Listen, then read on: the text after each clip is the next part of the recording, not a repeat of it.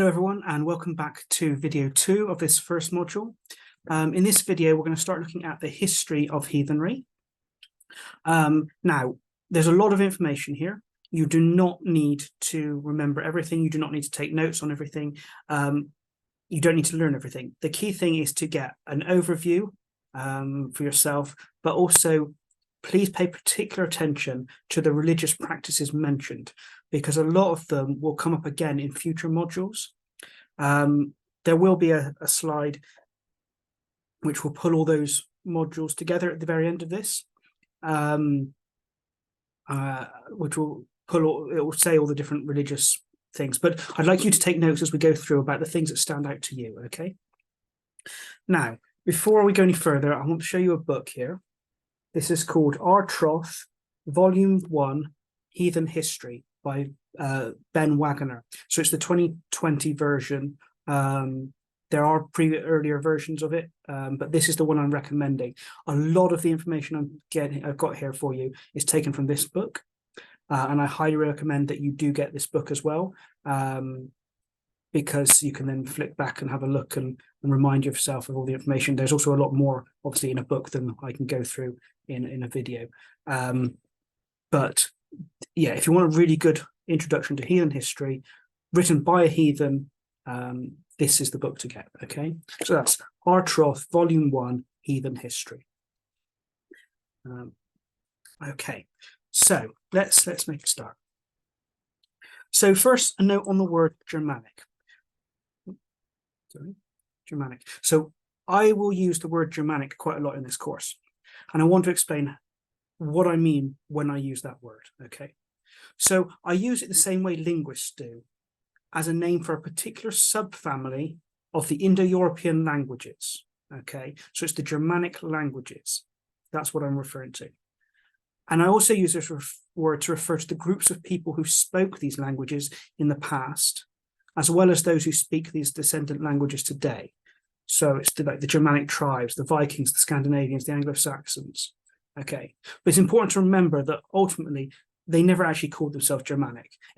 That was an idea that the Romans had. The Romans called the area where the Germanic peoples lived Germania. That's where they got their name from. But for ease of use, when we're talking about all of these people groups together, all of these ancient heathens, I will often use the word Germanic, and that is what I'm referring to, those people who spoke a particular language or group of languages.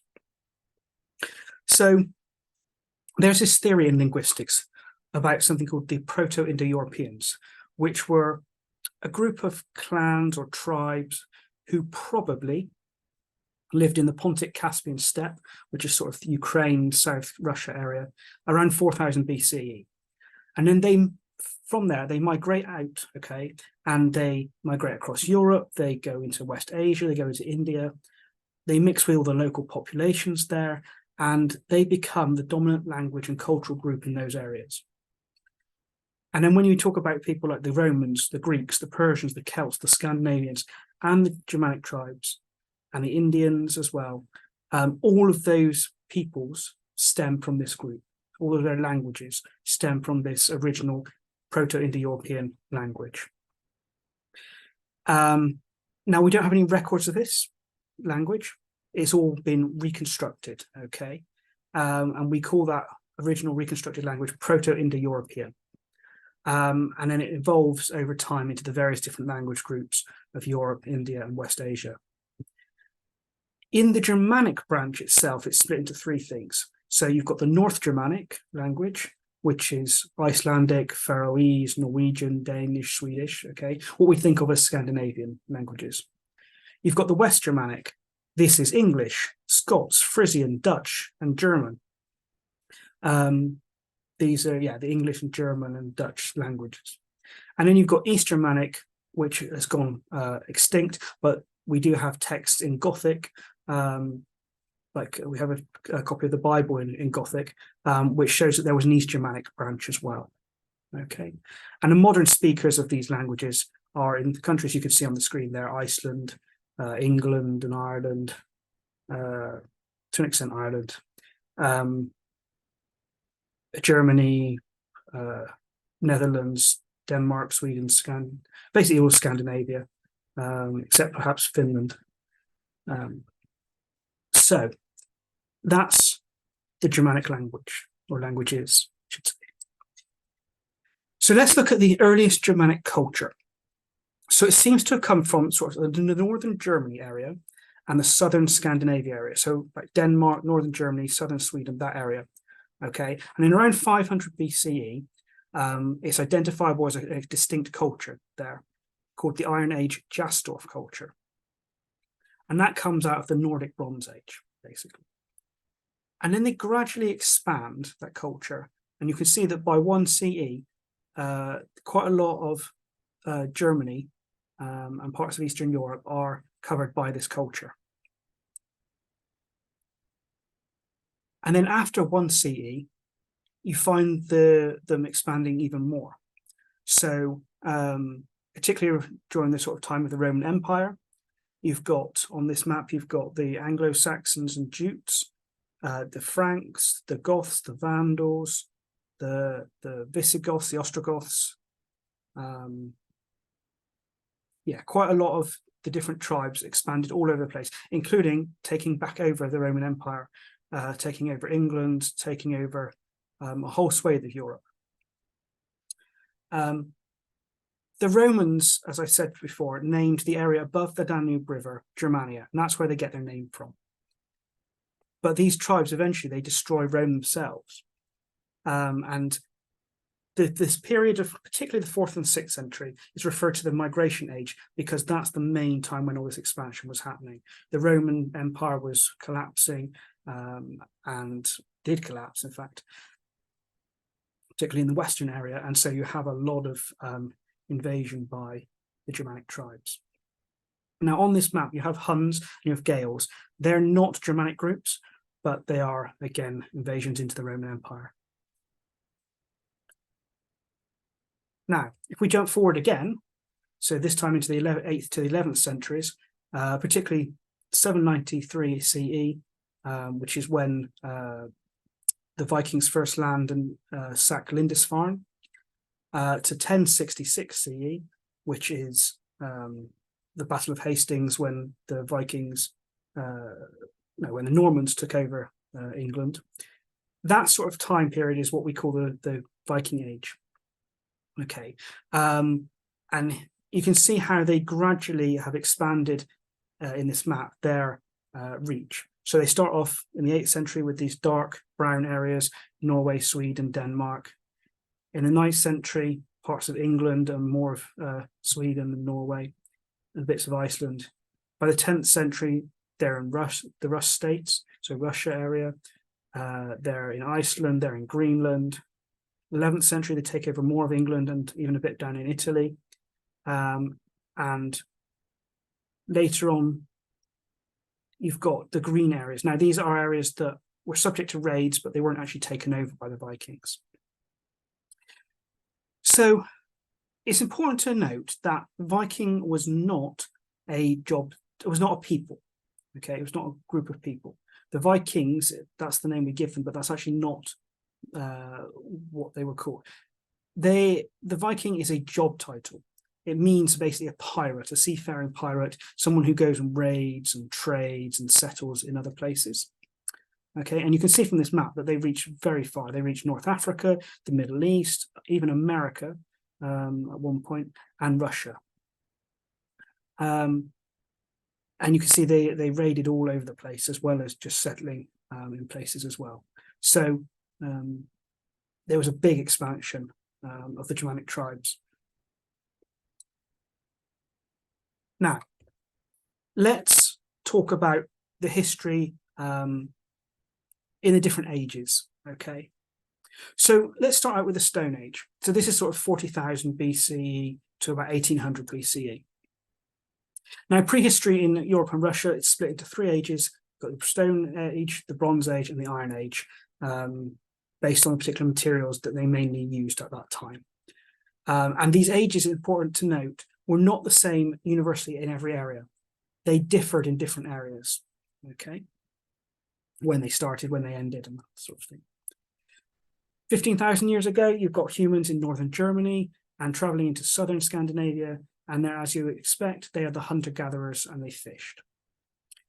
They likely had a sort of animistic spiritual culture. So animism we'll discuss later in this module, but it's essentially the idea that there's spirit in everything, okay? And they aim to stay on good terms with the spirits of the animals that they hunted, okay? Now, Stone Age rock art may, and this is just a theory or a hypothesis, it may suggest that they entered altered states of consciousness and therefore had a shamanic culture. For example, prehistoric rock art, you've got swirls and dot shapes. You've got animal humans, like in the picture in the top right there, which maybe are shape-shifting, or could just be hunting magic or myth. But the caves have these weird images and symbols and pictures that possibly may indicate some sort of altered state of consciousness. We don't know for sure, but it's possible. Now, Scandinavia also has lots of rock art, which it's usually things like wild animals, ships, humans, and some of these sites have been used for thousands of years, so they must clearly be quite special. You have the Venus figurines. They're found all over Europe. What they are, we don't know for sure, but possibly they are amulets, possibly they were goddesses. Okay. By 6000 BC, people used boats and canoes in Scandinavia and began to settle into permanent sites in small families and clans. So they're less about hunter-gatherers who move around a lot, and they start to become settled small families and clans. Their burial customs suggest a belief in life after death. They had the dead placed in certain poses, buried with tools, jewelry, animal parts, etc., sprinkled with red ochre. There are a few cremations and also some burials. So the earliest burials in Scandinavia are 6000 BC, including a ship burial in a canoe. We've also got in Sweden some animal-headed staffs that have been found, and these are also depicted on rock art. So clearly that played an important part. By 4000 BC, you've got agriculture arriving for a small period. Then they go back to doing hunting and gathering. Then they come back to agriculture again. Agriculture allows more settlement, population growth, land clearance and trading, but it also was a very violent time. For instance, 17% of male skeletons in Denmark from the Neolithic period died violently. In 2800 BCE in Scandinavia, people start being buried under low mounds. So when you think later periods, we've got the grave mounds. Well, it's starting in 2800 BCE here. This is through the influence of the corded bear culture, which are an independent European people group. Around that time, 2800 BCE, and further back as well. Now, the important thing here is that this agricultural change changed religion, okay? Seasonal cycles become more important. Powerful human-like deities emerge. You have permanent holy sites because people are staying permanently. There's a cult of the dead, which becomes important because people are staying nearby their ancestors. Again, because of settlement. The bog sacrifices also become more significant. So you start to have food and jewelry and weapons put in the bogs. And you even have bog bodies, the oldest of which is in Denmark at 3500 BCE. So agriculture really does change the religion quite a lot as it was being practiced at that time. 4000 BC, you also have them starting to put the dead in larger mounds. And you have other megalithic stone or wooden monuments are being made. And that's across the whole of Europe, actually. So you start to see changes there. You have passage graves, which with broken pots in front of them that have built up over generations. That very much suggests some sort of ancestral honoring, ancestral worship. At least definitely at funerals and possibly later on as well, like they go back to honor the dead anniversaries or something maybe. You've got musical instruments being used, bone flutes, clay drums, large stones that sing when struck. You've got animal figurines of stone or amber. And you've got various waves of different people, successive waves of different peoples and cultures throughout the Stone Age that are coming in. And their religious practices change multiple times in a large way as their environments or lifestyles change. So the environments and lifestyles will basically, and the peoples they come into contact with, change over this time. And the people who are settling in Scandinavia change over time. Okay. So you then got this important group called the Indo-Europeans. Now, in 1785, there's a guy called Sir William Jones, and he goes to India, and he notices there's similarities between many languages, and he theorizes that they all come from a common ancestor language or a group of neighboring dialects. And when we look at those languages and we see all the similarities between them, we can drive it back to an original ancestor language called Proto-Indo-European. Now, we don't have any speakers of this. We don't have any records of this. It's a theory, but it makes sense based on what we know. And we can look at this ancestor language and see what words they likely had. And then we can use that to decide what their culture was probably like. Okay. So the Proto-Indo-Europeans, their lands covered many thousands of miles, and they existed for a couple of millennia. Okay. There would have been lots of diversity, difference, and change, as you can imagine, from that period, as well as many influences from outside, from all the people they interacted with. And the best hypothesis is for where they lived is the Pontic steppe regions north of the Black Sea, around about 4000 BCE. This is the Kurgan people sort of there. They built these great mounds. But this is a hypothesis, and it is still debated. There are other theories out there. It's just this one is the one that most people subscribe to. Now, they knew agriculture, but the basis of their culture ultimately was cattle raising, and they moved around seasonally. Okay, they used wheels and wagons, and they were probably one of the first to domesticate horses, which meant they can move a lot and travel very far. That's probably how they expanded out so far. It was a patrilineal society where the male line was important. It was a society of gift giving, which was important for building social bonds. Now, we're going to come back to gift giving a lot throughout this course. So just note that this is, we've got it here from 4000 BCE, so 6,000 years ago. We've got this concept. Hospitality is also important, but they also had words for warfare. So there was war going on as well as hospitality. The right of naming a child seems to have been important. And we will look at sort of birth rights and things like that in a later module. Morality. This meant following the cosmic and human laws. So that's what morality was at that point. It was, there's cosmic laws you've got to follow, there's human laws you've got to follow. The burial mounds that they had were raised over their graves, and they were given grave goods and animal sacrifices. And they were often buried individually instead of collectively. Sometimes they were later even buried in wagons under the mounds, okay, which is may have been what developed then into the ship later on, in the ship burials. They have two words for sacred that we can fathom out.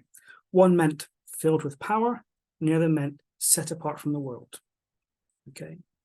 And their religious practices, well, they had words for to pray, to invoke, to sing, to praise, to purify, a sacrificial meal, to libate or make an offering. And the word to pour is also the source of our modern word God. So that suggests that they knew all these different things and practiced them in their religion, okay? And particularly pouring, so particularly pouring liquid as an offering, because it's related to the word God, suggests that that was definitely a religious and a really important religious practice. They have a word for vital force or spirit, and to inspire, which later leads into the word for Woden or Odin. Now, we can work out by looking at comparative mythology what their original myths probably were. So it's suggested that they contain tales of two tribes of gods, one upholding the universe, the other bringing chaos. There's often also a war between the gods of civilization and the gods of fertility, which ends in peace. You see that in the sort of the Azir gods versus the giants, and then the Azir gods versus the Vanir gods. There also seems to have been a great battle between the gods and chaos, which leads to the destructions of all things and a renewed beginning. Another term for gods in Proto-Indo-European was giver of goods. So they're clearly associated with giving things to us. Horse sacrifice was an important ritual, and it's often associated with kings. And there was a prayer that they would pray called saying, protect men and cattle. So men and cattle seem to be two really important parts of their culture. And that's a very ancient prayer, protect men and cattle. That's what they were asking from the gods. Worship seems to have been focused around the home, and there's no temples that were built that we know of. Fire was probably seen as a living being. They have an origin myth of the world where you have man, who is the first priest, and he sacrifices his twin, who becomes the Lord of the Dead, and then uses his body to make creation. And when priests do sacrifices, they recreate this first sacrifice by man sacrificing his twin to make creation. And that, please remember, again, that's going to come up again in our future lessons. They worshipped a sky father called Deus Pater, and his name is the root for Zeus, Jupiter, and for Tyr. Tyr itself means God. So he's thought to be the original sky father. Or maybe they may have worshipped two of them. There's a theory that there's one that sky father who was governing law and light, while the other one governs magic and darkness. In our case, perhaps that's Tyr and Odin. So that's another theory. They likely had a thunder and storm god who wielded a great axe and fights a dragon or serpent. And this survives into Norse as Fjorgyn. Okay, so the mother of Thor was actually the word that comes from Proto-Indo-European for the actual thunder and storm god. You also have a sun goddess, who's seen as the daughter of the sky father, a dawn goddess, twin horsemen who pull the sun. You have death personified as a female figure, and you have the moisture mother, who is the goddess of the fertile earth, the earth mother, and she's the spouse of either the sky father or the storm god, and is often associated with a river. So the Don, the Danube, the Dnieper, these are all named after this moisture mother, and is usually seen as a motherly figure. Okay, so you've got sky fathers, you've got storm gods, you've got sun goddess, moisture mother, death goddess, dawn goddess, horseman, etc. Now, they feared curses and spells, and they used healing charms. They thought that wolves and bears were very sacred and taboo, and you weren't allowed to use their names, so their original names. So they used euphemisms instead, which suggests that those were very sacred animals to them. They had mead, but there's no evidence of it for shamanic practices. Poetry was important. And basically, the branches of the Indo-Europeans, they reached Northern Europe around about 3200 BCE. And they mixed with other different groups. And then they formed this corded ware culture, which become the ancestors of the Baltic, the Slavic, and the Germanic-speaking peoples. And you can see the corded ware culture in the picture there, sort of their reach. There was violence when they came into Europe, but mostly the evidence shows they were mixing with other peoples already here. So there was intermarriage, there was trading, there was protective alliances, etc. They didn't have large armies that were able to overrun lands. Plague and climate change also probably played a part in causing the dominance of the Indo-European languages, because it may have wiped out a lot of the other populations that were here. They probably brought disease and things like that with them. The corded ware culture was mainly Indo-European males marrying women from pre-existing cultures. Okay. And according to where peoples adopted things like ritual drinking from the prior funnel beaker culture. So there was a culture there before called the funnel beakers culture, and that's where you got the ritual drinking from. Okay, which again becomes an important religious practice in the future, in the later periods, and even into our day as well. Okay, so let's look now at the Bronze Age. So the Bronze Age was from around 1800 to around 500 BCE. There's a lot of continuation with Stone Age practices in Scandinavia. You've got your agriculture, hunting and gathering, fishing, spinning and weaving, making ceramics. There's more trade this time because they're importing bronze and other metals in exchange for their amber, and so they can make bronze weapons. They have large trade networks now. This goes as far as the Mediterranean, the Middle East, and they're starting to make crafts with metals. They got horns to blow in ritual. They have weapons, and these weapons and horns show great craftsmanship. So they're clearly becoming very skilled in what they're doing at this time. Unfortunately, there's also a lot more social inequality, and the rise then of an warrior aristocracy, okay, which we see in a lot of later texts that continues for quite a long time. You've got Bronze Age chariots and swords. You've got them drinking mead and also importing wine from the Mediterranean. And they live in long rectangular wattle and daub houses. The period 1396 to 1260 BCE, you've got them burial mounds growing much bigger. So the really important individuals or small groups were buried inside these, with grave goods like bronze and gold treasures, swords, personal items, and food and drink is also being given to the dead at this point. Ben Wagner, in that book, Our Trough, Volume 1, he says, the tremendous effort and expense of building the mounds and supplying the living and the dead with their treasures and beverages suggests a high level of social stratification and probably considerable worship of the dead. Okay, so we can see this going right back to this period. However, there's then this big change around 1100 BCE, where houses become to get smaller. They change to urns or cremation instead of mounds. Trade networks are disrupted because the Mediterranean civilizations fall. So there's this disruption for a period, but then by the late Bronze Age, they're restored enough that rich people could accumulate lots of gold again. In this period, most religious sites were outdoors. So they left their offerings like weapons, horns, jewelry, etc. in bogs and in lakes mostly, sometimes in shafts, wells and caves.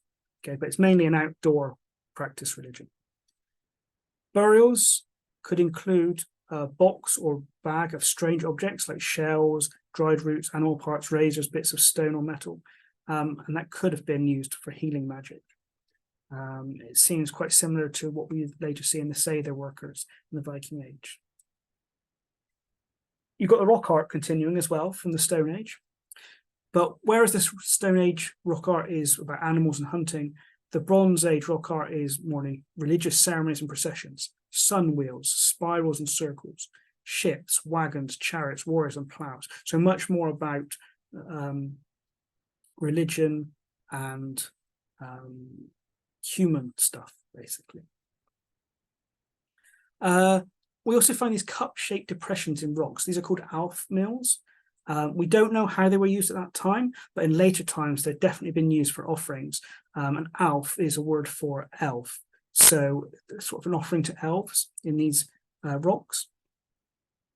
You've got religious processions, which show boats with acrobats, horn blowers, figures with upraised arms and hands, as though they're possibly worshipping. There's a lot of solar ship symbolism. The images show ships carrying sun wheels. Probably this is saying the sun's journey through the sky in the day, depicted with horses, and an underworld during the night, depicted upside down and with fish or serpents. Sun also is sometimes carried by chariot or wagon, and this is similarities to later Norse myth. We're going to see a picture in a minute of this sun chariot. Okay, you've got the sun wheel design, which is like an equal armed cross, which may again show the sun's course across the day. So you've got like the dawn and then the morning or the noon, and then the evening and then the night. Okay, You have ships that may also have carried the dead, so burial in ship-shaped stones. And that continues from the Bronze Age right into the Viking Age. There are sets of stones set out in a ship shape and then persons buried in between them. You have lots of pictures of mating couples as well, including examples of 2 men and a man and a cow. So I don't know what's going on there, but there we go. There's footprints, which might have been places for people to stand to face the sun on the summer or winter solstices. You have men with axes, possibly the thunder god with an axe or hammer in some cases. There's one picture of a large man with an axe over this mating couple, which possibly was like a sacred marriage. You have axe wielders who often come in pairs, perhaps they are the divine twins. And similar looking axes have been found in Scandinavia, but they're not practical for battle. So they probably had a ritual use. So an axe in a ritual seems to have been an important thing. And later, you could say that revolves into the hammer being important in ritual. There's also figures carrying spears, bows, arrows, and things like that. And there's lots of female figures. Often these are depicted with horses and chariots. What they are, we don't know. Are they priestesses? Are they goddesses? We don't know. Okay. Oh. So let's have a look at some of these images and things we've talked about here. So firstly, in the center, you've got that house, okay, at the top there. That's the type of house they would live in, okay?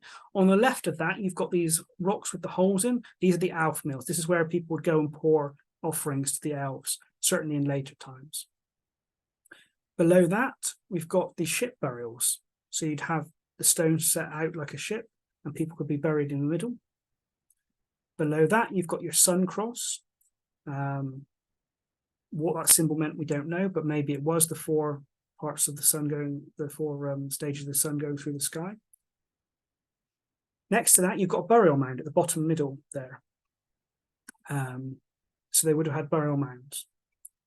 Above that, we've got the picture that we mentioned about the mating couple with the large figure with the axe above them. Is that a marriage ceremony? I don't know. It's coming to the right, and you've got the sun being pulled by a chariot with horses. That's the sun going across the sky. So that seems to play quite an important part in the myth, and we see this in the Viking Age as well. This sun myth, this myth of the sun being pulled across the sky, by chariots or by horses. It survives right into the Viking times. And then below that, you've got some other pictures of prehistoric rock art, boats in there particularly, people in processions, things like that. Let's have a look at the Iron Age then. So the Iron Age is 500 BC to 350 CE now. So iron reaches Northern Europe around 500 BCE. You've got the start of the Jastorf culture that we mentioned. And these are the first Proto-Germanic language speakers, mainly in Denmark and Northern Germany. So they're mainly farmers on isolated farmsteads. There's not much inequality or social stratification. In fact, Caesar wrote a book, Julius Caesar, where he claims they had no priestly class. People are pretty much equal. They focus on hunting, warfare, and toil. Tacitus, writing around about 100 CE or so, said there were a multitude of tribes with many different customs, and he outlines them in his book, Germania. Iron is obviously very important for the Iron Age, and bog iron is particularly abundant, so the Scandinavians are self-sufficient in it, which means they can make stronger weapons for cheaper. And by 9 CE, they're even making steel weapons, usually spears. But iron becomes associated with giants. So it's a bad thing, but it's also seen as protective against evil spirits. And that's something we see right up to the modern day. In folklore, iron is always used when you want to protect yourself against evil spirits in magic. In the 1st century CE, you've got the iron plough and better agricultural practices, which means soil fertility is lasting longer. They can start having bigger and more permanent settlements with the long houses, with palisade walls and larger cemeteries. Surplus crops mean you can have craftsmen and war bands because you don't need everybody to be farming anymore. but more social stratification develops, and so there's richer grave goods, because you can have people creating these grave goods and specializing, and people building up wealth to buy them. In the early Iron Age, their powerful neighbors in particular were the Celts, okay? And many Celtic words enter into Proto-Germanic. There's lots of contact between the tribes. Particularly, you can see this around the sort of Rhine area, between sort of Germany, France sort of area. There's lots of intermingling and trade between them. And Celtic goods, such as the Gundestrap cauldron, which is found in Denmark as a sacrificial offering, enter into the Germanic cultures. In the later Iron Age, it's the Romans that are the big neighbours for them. And they did fight the Romans, obviously, but they also traded extensively with them, particularly for things like wine. The Romans wanted to keep the Germans on side as much as possible, so they gave gifts to their chieftains, things like silverware, subsidies, trade deals, even land. And the German tribes started providing the Romans with soldiers. So you'll find a lot of German soldiers were stationed all over Europe in Roman areas. And so you'll find Germanic gods and things being worshipped in different areas, such as up here at the Hadrian's Wall. You get like the gods of Germanic people, the mothers, Tyr, etc., being worshipped up here, even though we're a long way from Germany. In the later Iron Age, yes, it's the Romans. So, as we said, many German men joined the Roman army. They could have been hostages in war. They might have been a tribute, so the chieftains gave them as a tribute. It could be just an alliance, and they were stationed all over the empire. And that meant they learned new weaponry and tactics from the Romans. And it also meant that Latin words entered the Germanic language. So you've got a lot of interaction basically between the Celts, between the Romans, between the Germans, lots of influence back and forth between them all. The runes also develop in this period. So you've got the Meldorf fibula, which is one of the earliest possible rune finds. It's like a brooch with some possible runic symbols on them. And then you've also got an Oslo runestone find, very recent, earlier this year, which takes the runes right back to the 1st century CE as well. Okay, so let's talk a little bit about religion in the Iron Age. So your rock art ends in the 500 BCE. Suggestion is that there's less because there's less elites, but we don't know why it stops, basically. Pythias in 320 BCE, he travels to Norway and Sweden and that, and he says they live on honey, possibly meaning mead, and burnt amber. Are they talking about possibly incense here? And celebrates the returning sun. So, well, we knew the sun was having a big impact on their religion. And clearly this continues from the Bronze Age into the Iron Age as well. You've got ritual practices including cremation or burial, both with grave goods. There's worshipping in sacred groves happening. They are making wooden god poles now, so poles of wood with god faces carved on them. They are sacrificing things into bogs and wells still: food, treasure, sacred images, weapons, wagons, stones, animals, even humans. Even they could be slaves, or they could be entire armies. We've got accounts of entire armies being sacrificed into bogs. They had CRSs, people like Veleda, Wallerberg, Vitellius, and others. These are the sort of proto-Sather workers, you could say.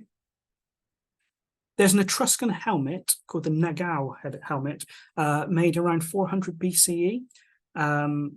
So in this Iron Age, but it's richly deposited in about 50 CE.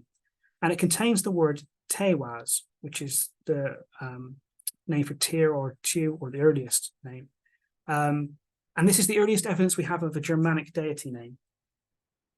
In Tacitus in 98 CE mentions the Ingevunx, which is derived from the god Ingwaz. And Ingwaz is Frere, basically. Ingvi Frere is called in Sweden. There's also a person named Ingui Numerus, the glory of Ingwaz. So you've got Tyr here, you've got Freyr or Ingwaz. You've got Nerthus, mentioned by Tacitus. That's the Earth Mother, and her name is also cognate with the later Njordr,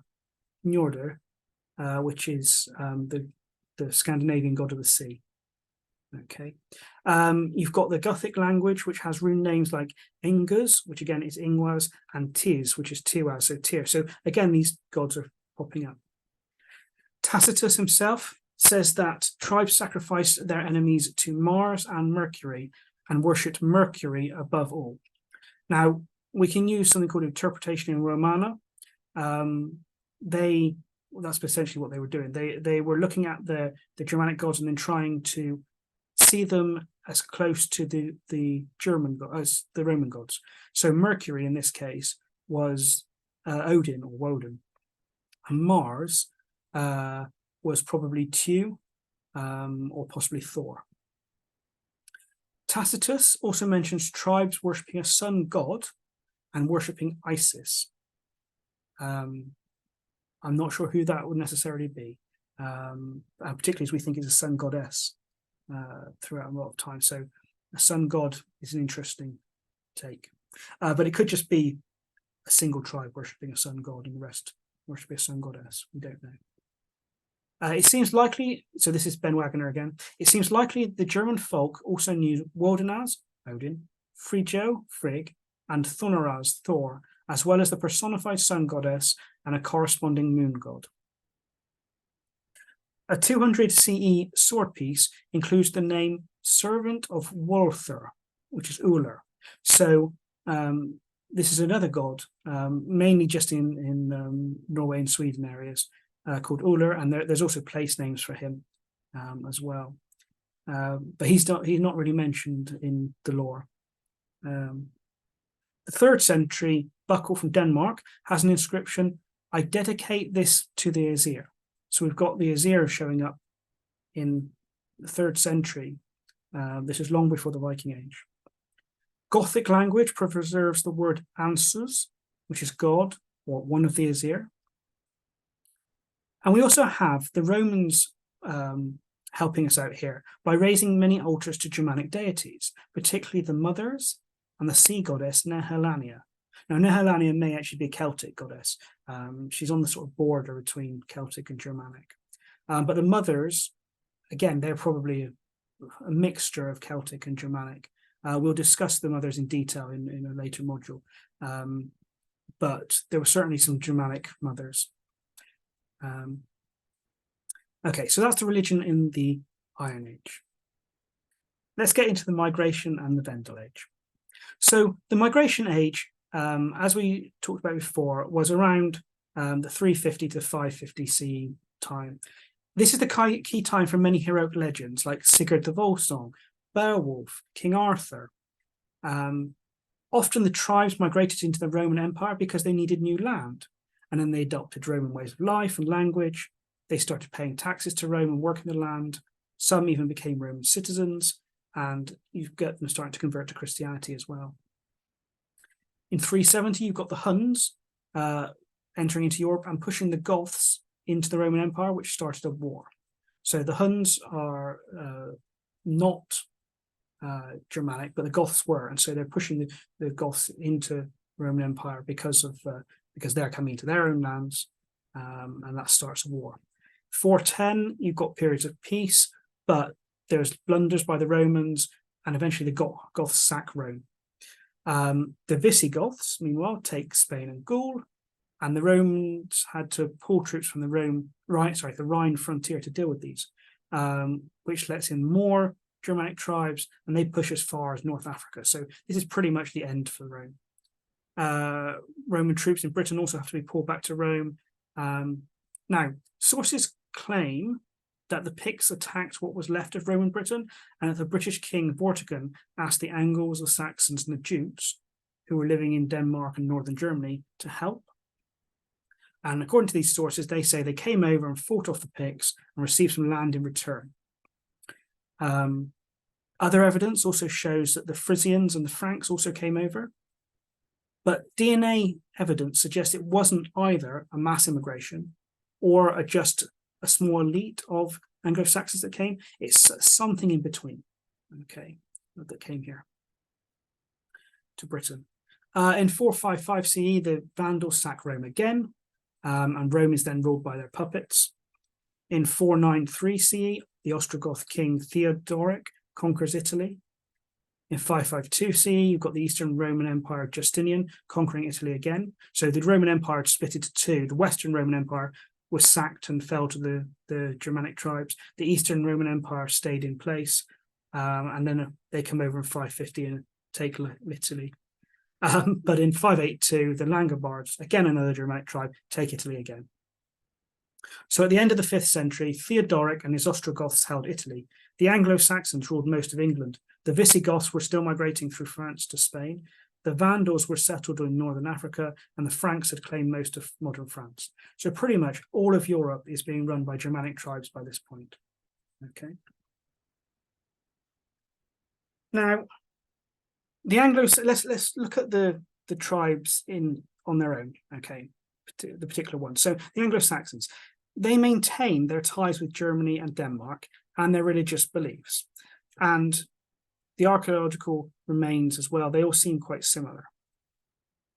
So the Anglo-Saxons turn their religious practice. They seem to have worshipped in sacred groves and fields, and we have many god names attached to various different woods and fields in England, but also on hilltops and in mounds.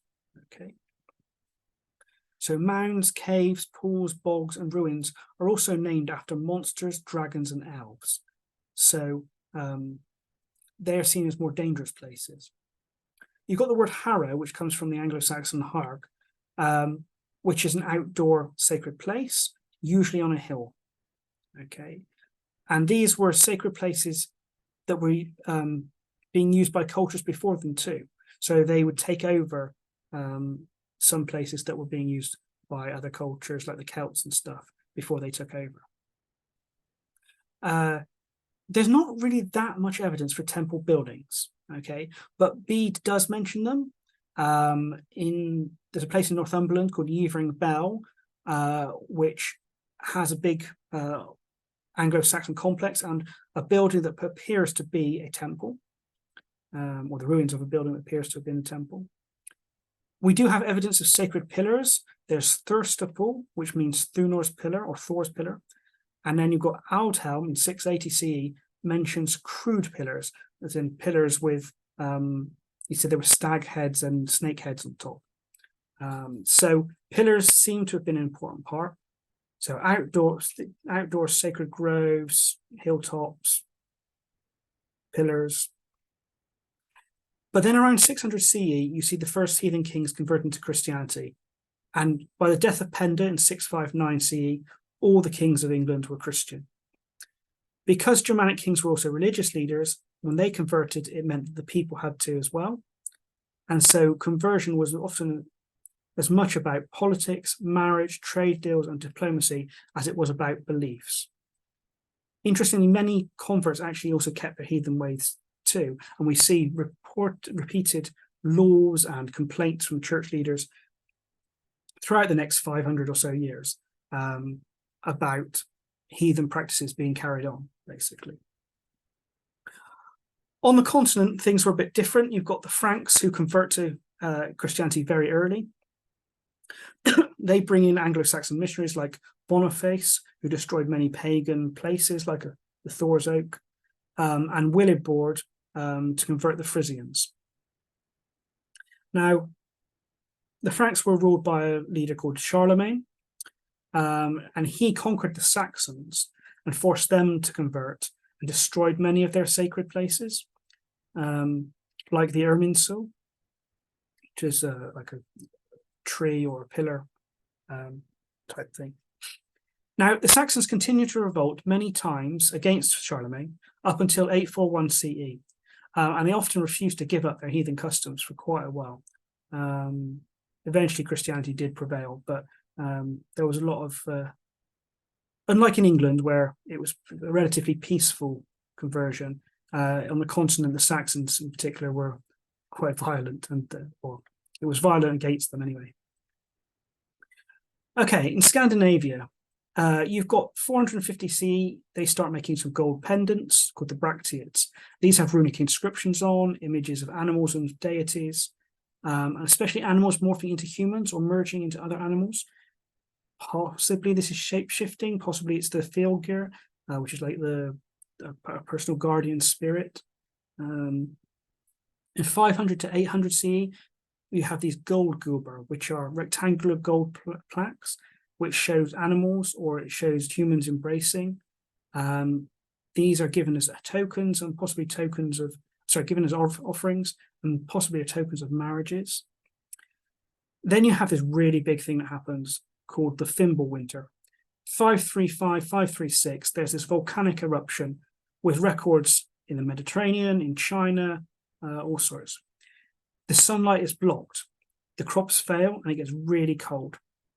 Procopius writes in the History of the Wars, the sun gave forth its light without brightness, like the moon, during this whole year, and it seemed exceedingly like the sun in eclipse, or the beams it shed were not clear, nor such as it was accustomed to shed. And from the time when this thing happened, men were free neither from war, nor pestilence, nor any other thing leading to death. So this is a massive event in the history of the world, and particularly has a major impact on the changes to religion in Scandinavia.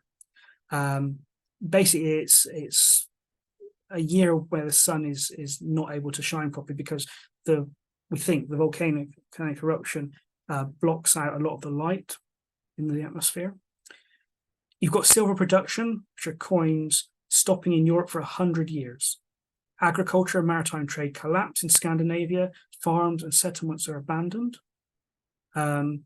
Possibly, this is also the origin of the Ragnarok story, but scholars dispute this.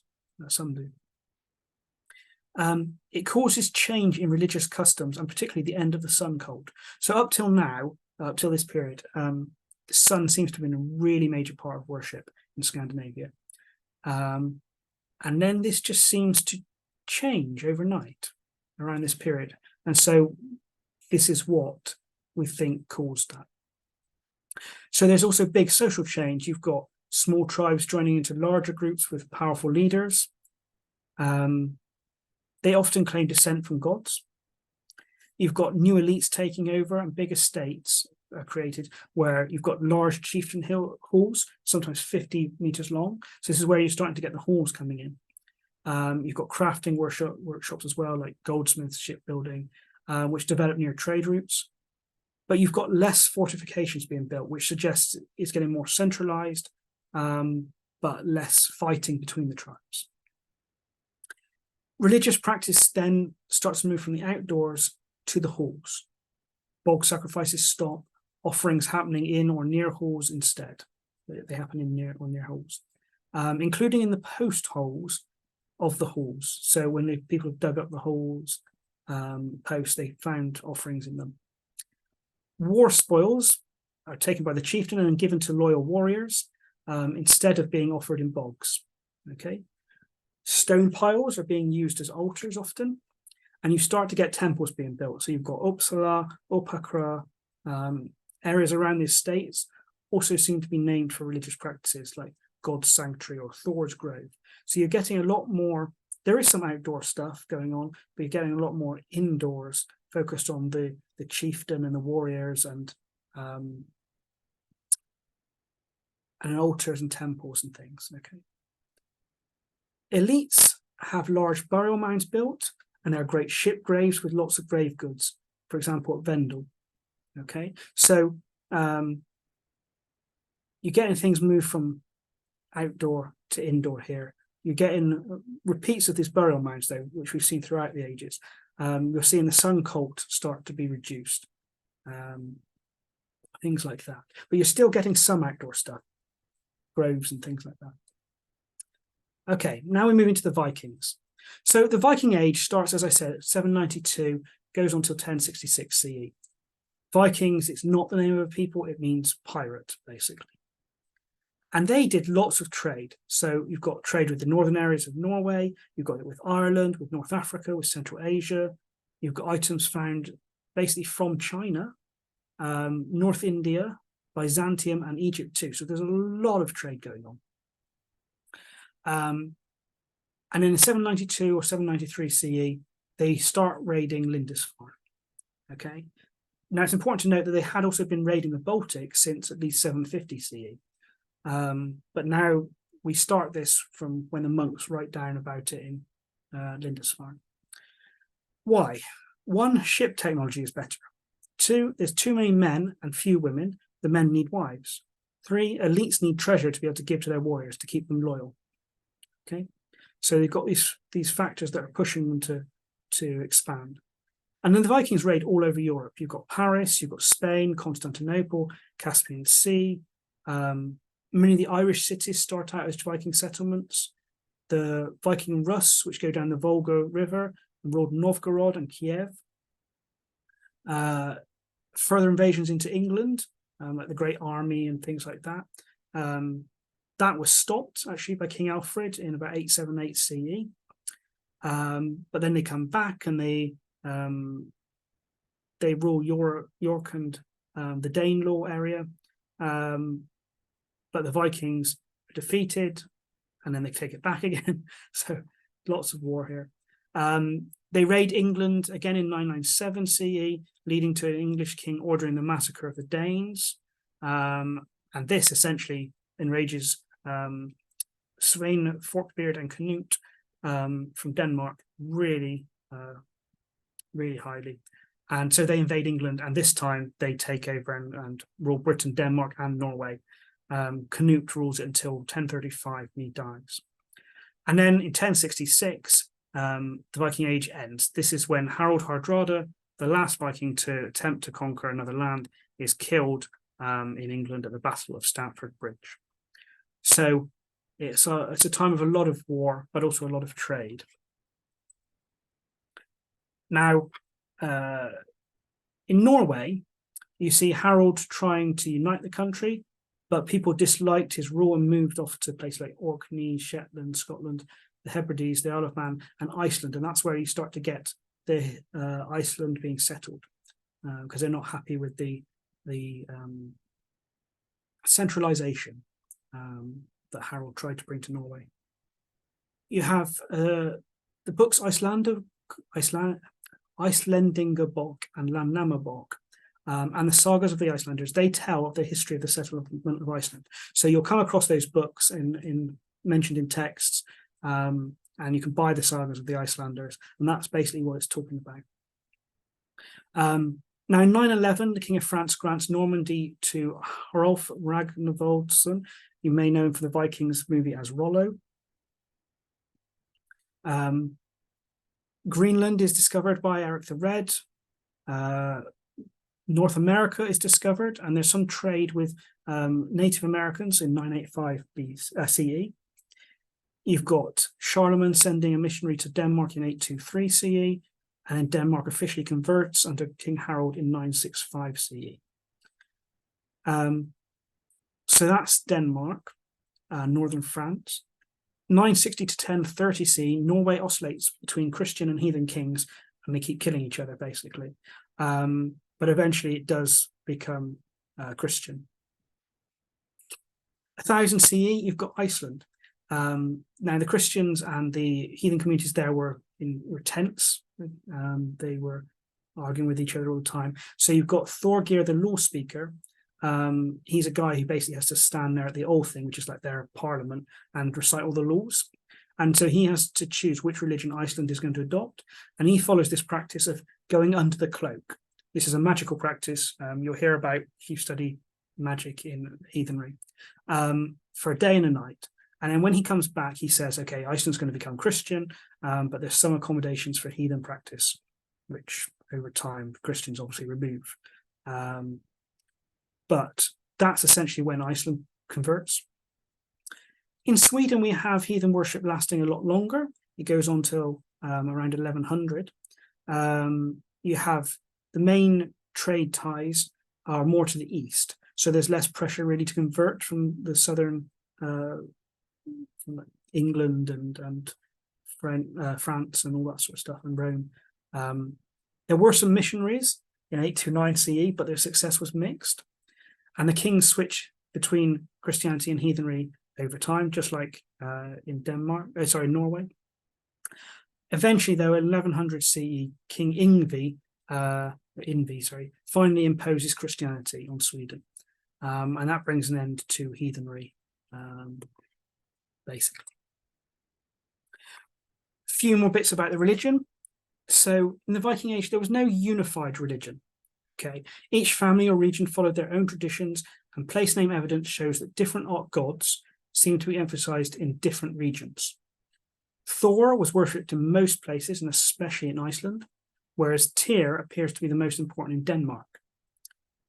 Odin was not very popular, actually, except among poets and the warriors or warband, until later. Okay. Poets and poetry was very important, though, among the elites who preserved their deeds, and the oldest Eddic and skaldic poetry dates from this time. And so poetry was probably used in religious practice this time. And skaldic poetry in particular is very complex, so it won't change much. And that gives us good insight into what the era was like. You also got grave goods we can look at. They include things like Thor's hammers, and Thor's hammers are even found on a couple of rune stones as well. Plus, there was much more which we're going to explore in this course. So that was sort of religion in the Viking Age. Okay, so now we're going to sort of go past the Vikings into what happens coming up to the modern day. So let's look at the sort of the medieval period, around 1150 CE to 1930 CE. So heathenry itself does not survive Christianity, but a few of its practices do continue in folklore even up until the 19th century. On the other side, though, is Christianity did bring literacy, and that meant the sagas. Okay, so in Iceland, there were many sagas written mainly between 1150 and 1400 CE, and they're split into different types. So you've got the Icelander sagas, which are the stories about the first settlers of Iceland. You've got the king sagas, which are about the Norse kings, books like Heimskringla. You've got legendary sagas like the Volsunga saga. You've got the chivalry sagas, which are sort of romance stories, things like King Arthur. And then you've got bishop sagas, saint sagas, and stuff about Christian saints and bishops. Now, some of them are going to be more historically accurate than others and contain real people. But some events are exaggerations, others are just fantasies. Although most are written by Christians, they are usually sympathetic in how they present heathen religious practices. So you've got to treat them with a pinch of salt, but they're probably not deliberate distortions in some cases. Okay. So the sagas also preserved much traditional Norse poetry. As we said, skaldic poetry particularly is hard to change, so it's more reliable. But this was the time of Snorri Sturluson, who you may have heard of. Now, he lived 1179 to 1241, and he wrote the Prose Edda. And his aim here was to help preserve the myths and the kennings so that people could understand skaldic poetry. He was very much about poetry, basically, and making sure that it's understandable. Now, the Prose Edda is a very important and it's a very useful work, but things to note about it are that he tried to systematize things and fit it into Christian narratives. So be critical when reading it. It is not like the Bible, and it's not to be considered some sort of words of God or inerrant or all that sort of stuff. It's written by a Christian. It's a source. It's not a religious work. It's not an infallible, inerrant work. You can pick and choose based on what you think is most historically accurate with it. He also wrote the book Heimskringla, which is about the Norse kings. And then in the 15th and 16th centuries, we got three really important developments. First, you've got your printing press developed, which means that a lot more books can be created and preserved. You got the rise of humanism with its motto, back to the sources, which could arguably be Heathenry's motto as well. We're always looking for the sources. And the Protestant Reformation. So these things lead to people to go back to the older sources and read them for themselves.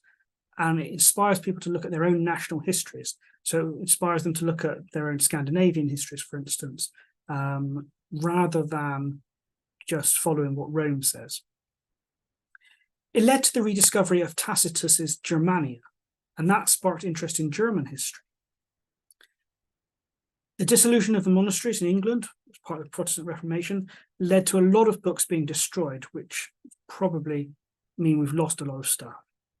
But on the other side, it also meant private collectors helped preserve many of the important ones we now have. Things like the Old English rune poem, Beowulf, Bede's writings, those sort of things were preserved because of private collectors. Going to Scandinavia in the 17th century, you've got countries like Sweden and Denmark becoming really powerful. And this sparks their interest in their histories. So you've got lots of studying and cataloguing of runestone monuments, ancient sites and folk customs was done, as well as the translation of texts.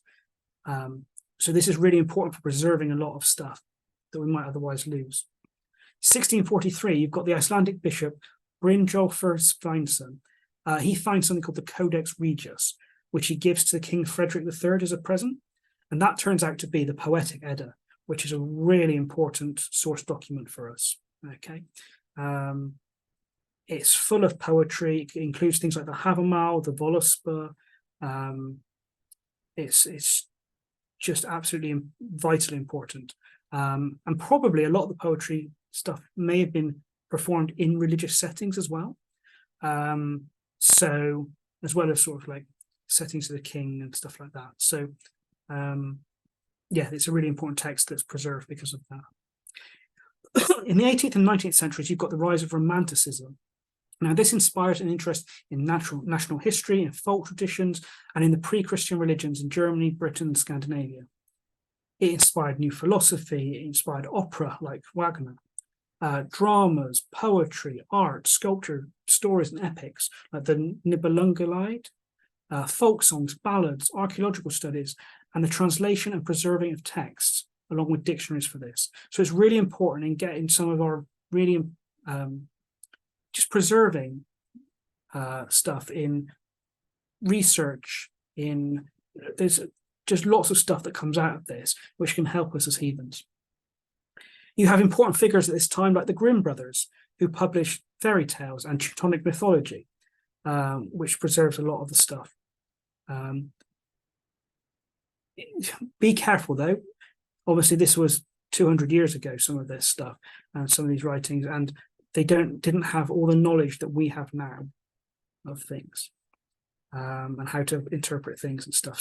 So Jacob Grimm and stuff, he's good as a source, but don't believe everything he says.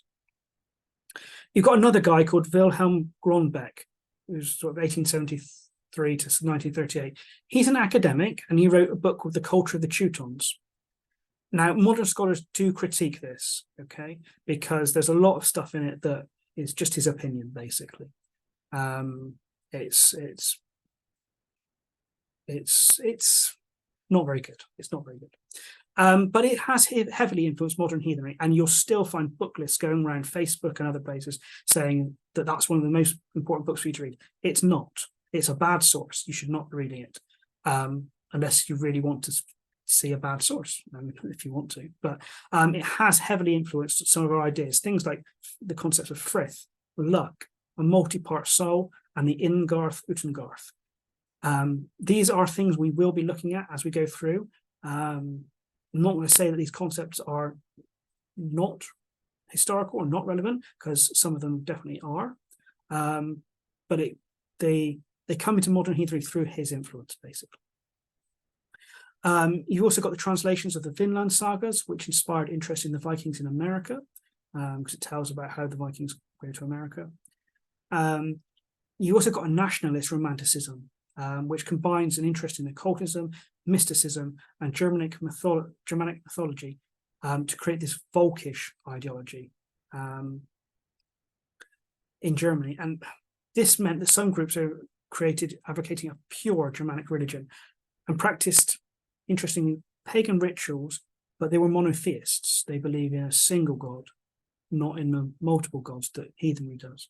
So it's a little bit sort of pick and choose what they do, basically. There's a guy called Guido von List who was inspired by these ideas to create his Armanism and his 18 rune system. He's really important, though not a good person, because this is where we get a lot of modern rune practice from. It starts with him, and then his followers develop it into rune practices like rune yoga, rune magic and stuff. And that subsequently enters modern neo-paganism through the influence of a guy called Edward Thorson, okay, who basically took his ideas and turned them into a modern thing. Okay, now, unfortunately, we have to talk about the Nazis. So 1931 onwards, you've got the Nazis. This folkish ideology that we mentioned is seen as a means of national and spiritual renewal, and it combines with other ideas like eugenics, a superior Aryan race, anti-Semitism, and the humiliation Germans felt after losing World War I. And all this combined together creates this rise of the Nazi Party. Okay. However, it should be remembered that most Nazis wanted nothing to do with paganism and the old Germanic religions, and the Nazi Party itself was wedded to Christianity instead. Those Nazis who were thought to be pagan protested loudly against it, and Hitler himself scorns the idea of reviving Germanic paganism and calls those who advocated it enemies of the Nazi regime. So when people say that the Nazis were using heathenry and heathens and Nazis and all this, well, no, the Nazis hated heathenry and Germanic paganism. They suppressed pagan groups when they took power, and some ended up in concentration camps. But there were Nazis who were interested in Germanic religion. Himmler was interested in Volkish mysticism and even tried to make pagan-inspired rituals. Ben Wagner says that the Nazi movement was very good at tapping into the energy of disaffected people who were looking for national renewal. At times, they did this using ancient symbols, which had been popularized by earlier Volkish movements, most notably the swastika, but also the sun wheel and certain rune letters. Okay. And there has obviously been this legacy because of this. So there is nothing in the lore that supports Nazism or white supremacy, but the Nazis did appropriate heathen symbols, and they left a terrible legacy that even still influences some modern heathen white supremacists. So you're going to have to watch out for that. Fortunately, this means we can no longer use symbols such as the swastika. And some of the academics that heathens draw on were Nazis at one point. Okay, so be aware of that. So, and while some of their work is good, you need to be critical when reading the texts by authors of this period. So if you see any text really from about the 1850s to about the 1940s, 1950s, be careful about who are the authors of these texts. Okay. That means you should still read them, but just be critical. Okay.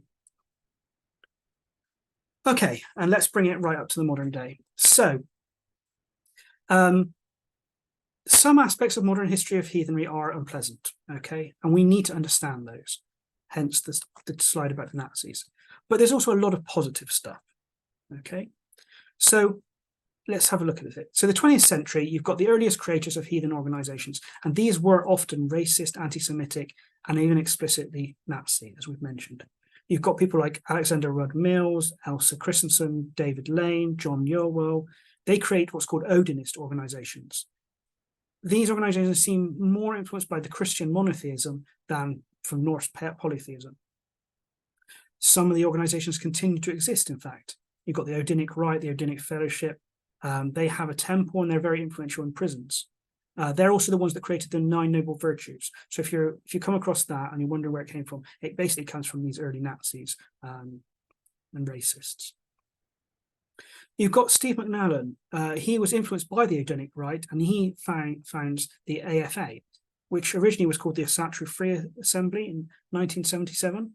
And then it's disbanded in 1987, and he creates a new one called the Asatru Folk Assembly in 1994.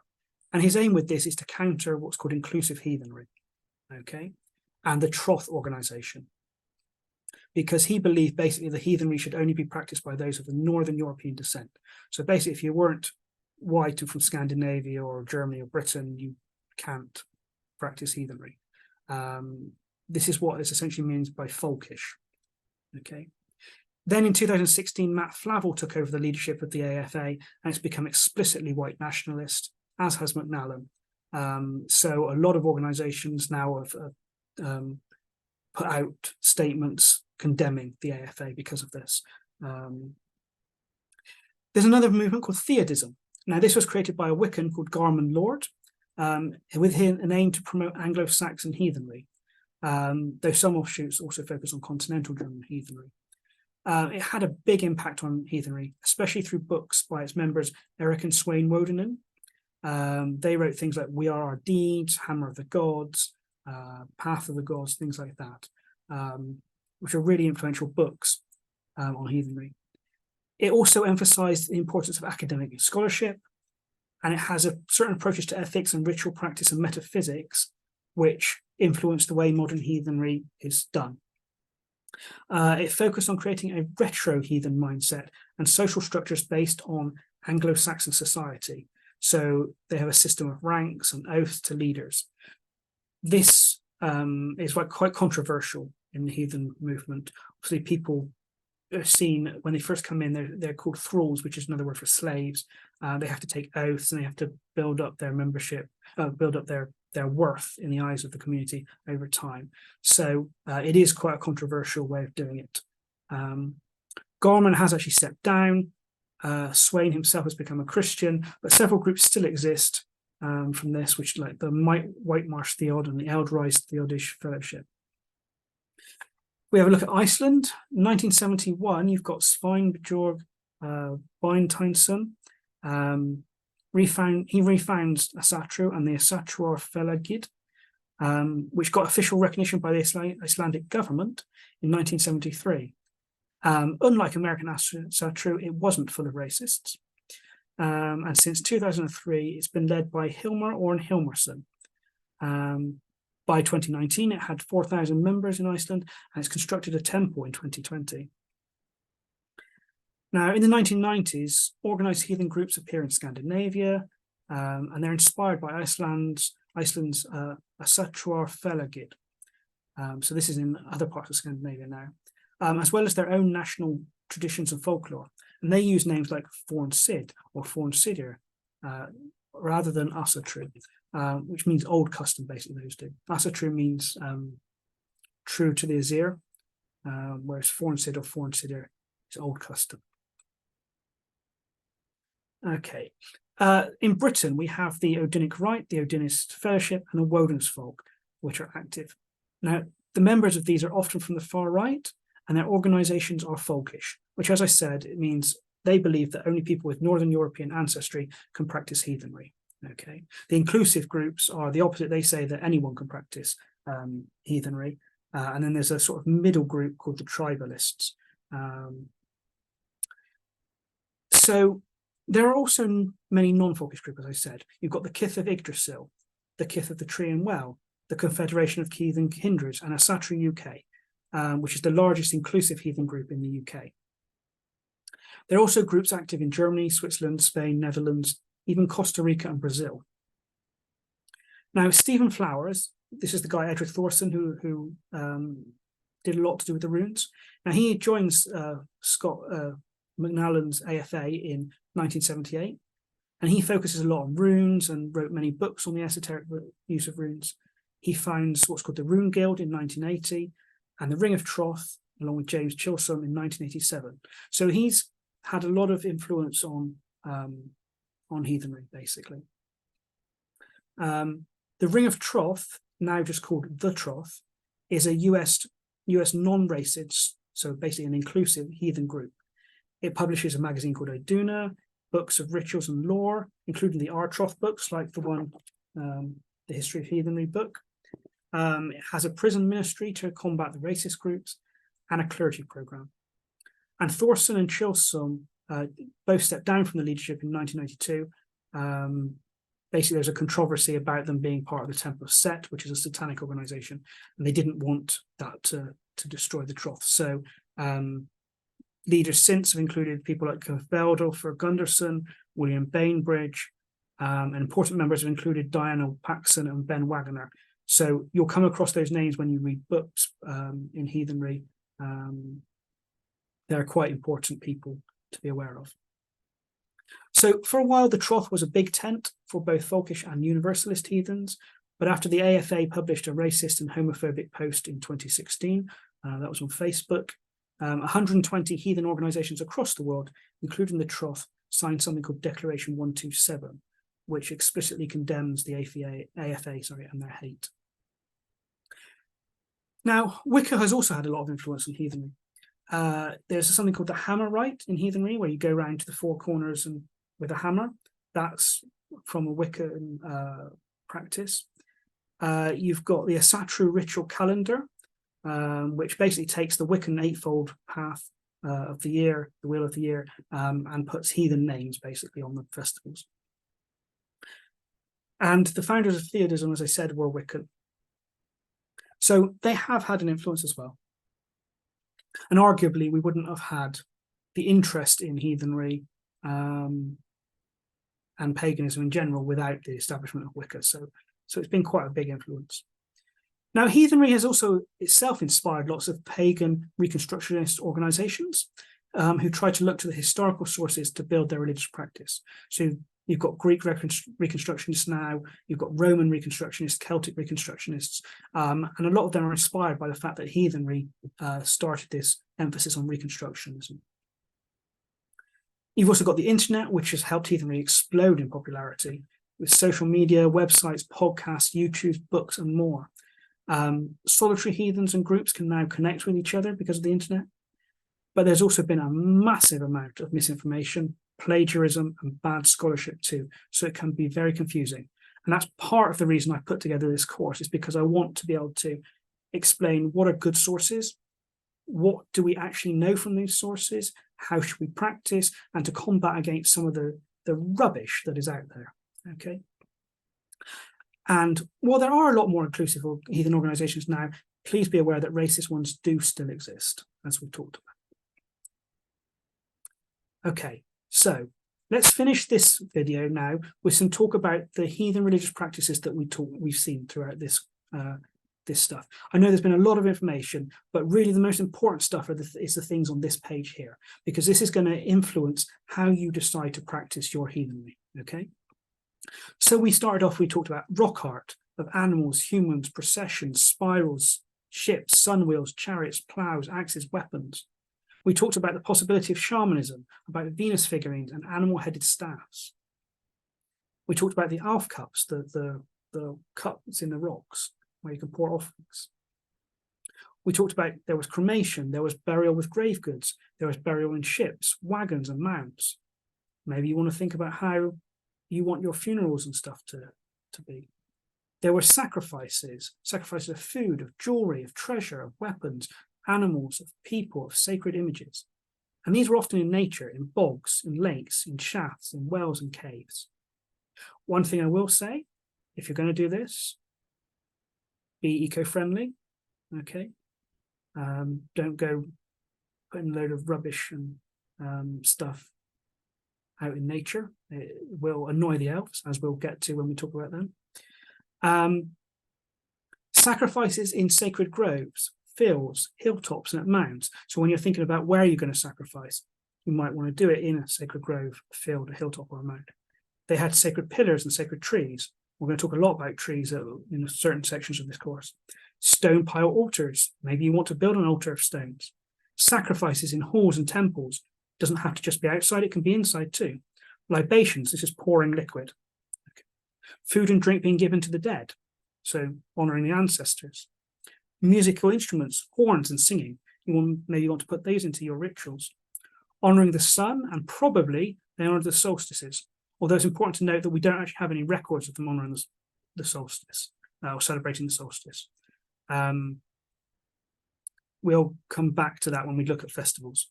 But honouring the sun, certainly, before the Fimbulwinter, the volcanic eruption, that was certainly an important part. Prayers and poetry, you can include those in your rituals. Wooden god poles. Fire is an important part, and again, we're going to explore that in quite a lot of detail. Mead, iron to use as protection. CRSs, so say the workers basically. Thor hammer pendants. So you can see all of these different religious practices, and we're going to explore many of these more deeply in future modules. Okay, and there are also others that we haven't covered here, but we're going to also talk about. So that's what I want to talk about when it comes to the history of heathenry and religious practice. It's not an academic history, okay? This is a religious history of heathenry, okay? Taken from good sources, but you can read other sources and they'll talk about lots of other things, okay? About how the Vikings lived and all that sort of stuff. But we're looking more specifically at the religious part of it, okay? So let's finish this video here, and the next video we're going to look at some of the more important concepts that are part of modern heathenry.